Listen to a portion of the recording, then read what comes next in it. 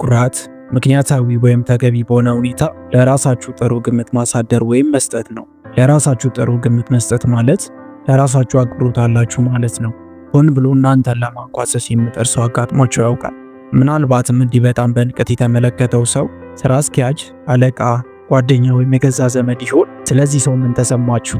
ጸባዩ ተመችቷችሁ ነበር? እንዳልተመቻችሁ ምንም ጥርጥር የለውም። ለምን ብትሉኝ ምክንያቱም ኩራት እንቅፋት ሆኖ ግንኙነታችሁን ስለሚያሻክረው አይመቻችሁም። አንድ ሰው የኩራት መንፈስ ካለበት ማንንም ሰው ዝቅ አድርጎ እንዲመለከትና ምንጊዜም ከሌሎች የላቀ እንደሆነ እንዲሰማው ያደርጋል። እንዲህ አይነት መንፈስ የተጠናወተው ግለሰብ ስለ ሌሎች በጎ ነገር መናገር አይቀነውም። ምንጊዜም በንግግሩ መሃል አዎን ሊሆን ይችላል፣ ሆኖም ይገሌ እንዲህ አይነት ችግር አለበት ወይም ይህ ነገር ይጎለዋል የሚሉ አፍራሽ ቃላትን አለመጠቀም አይችሉም። ታዲያ ኩራት ከሚያጠቀው ሰው ጋር መሆን ማንንም ሰው የማያስደስት መሆኑ ምን ያስደንቃል? እንዲያውም ኩራት ብዙውን ጊዜ እኛ የምንላቸው ሰዎች እንዲርቁን በማድረግ ይጎዳናል።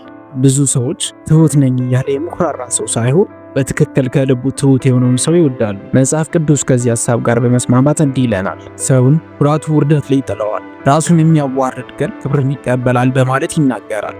ይሁን እንጂ ኩራት ወዳጆቻችን ከማራቅ ወይም በሰው ዘንድ ክብር ከማሳጣት በላይ የሰው ልጅ ከእግዚአብሔር ጋር ያለውን ዝምድና የሚነካበት መንገድ እንዴት ነው? እግዚአብሔር ኩራተኛ፣ ትዕቢተኛና ትምክህተኛ የሆነውን ሰው እንዴት ነው የሚመለከተው? ኩራተኛ ወይም ትሁት መሆናችሁ ለእግዚአብሔር የሚያመጣው ለውጥ ይኖራልን? በመንፈስ ተነሳስቶ የምሳሌ መጽሐፍ የጻፈው ጠቢቡ ሰለሞን እንዲህ ይለናል፣ ኩሩ መንፈስን ውድቀትን ይቀድማል፣ ከብዙያን ጋር ምርኮን ከመካፈል ከትሑታን ጋር በተዋረደ መንፈስ መሆን ይሻላል ይለናል። ኤልሳ የተባለው እስራኤላዊ ነቢይ በሕይወት በነበረበት ዘመን ይኖር የነበረው የሶርያ ጦር አዛዥ በንዕማን ላይ እነዚህ ቃላት እውነት መሆናቸው በሚገባ ታይቷል። ንዕማን የሥጋ ደዌ በሽታ ነበረበት። እዚያ እንደደረሰ ኤልሳን በግል ቀርቦ እንደሚያናግረው በማሰብ ለበሽታው ፈውስ ፍለጋ ወደ ሰማሪያ ተጓዘ። ኤልሳ ግን ወደ ንዕማን አገልጋዩን ላከና በዮርዳኖስ ወንዝ 7 ጊዜ እንድታጠብ ነገረው። በተደረገለት አቀባበልና በተሰጠው ምክር በጣም ተበሳጨ። ኤልሳ አገልጋዩን ከመላክ ይልቅ ራሱ በግል ቀርቦ ያላነጋገረው ለምንድን ነው? ለወንዝማ ከዮርዳኖስ ወንዝ የማይተናነሱ ወንዞች በሶርያም አሉ። ግን ንዕማን ኩራት ነበረበት። ነገር ግን ኤልሳ የተናገረውን ጥበብ ያዘለ ምክር ጦር አዛዡ በመቀበሉ ጥቅም አስገኘለት። አንዳንድ ጊዜ ትንሽ ትህትና በማሳየት ብቻ ብዙ በረከት ማግኘት ይቻላል። አንዳንድ ሊገኙ የሚችሉ ጥቅሞችን ወይም ትርፎችን በማሳጣት ብቻ የሚወሰን አይደለም። እብሪት የሚል ፍቺ ያለው በግሪከኛ ኢቭሬስ የተባለ በደረጃው ላቅ ያለ ሌላ የኩራት አይነት አለ።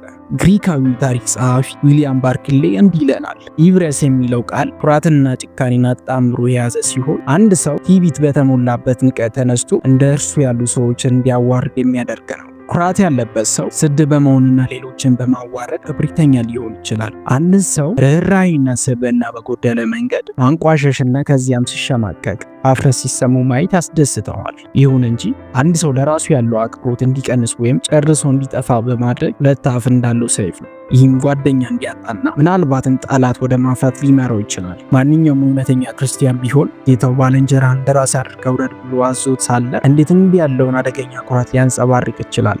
አምላካችን ጨርሶ የማይደግፈው ደስ የማያሰኝ ነገር ነው። ባርክሌ እንዲህ በማለት ይገልጻል፣ እብሪት አንድን ሰው አምላክን እስከ መናቅ አምላክ የለም እስከ ማለት ያደርሰናል። ኃጢአተኛ ስለ እግዚአብሔር ግድ የለውም፣ በትዕቢቱም እግዚአብሔር የለም ብሎ ያስባል።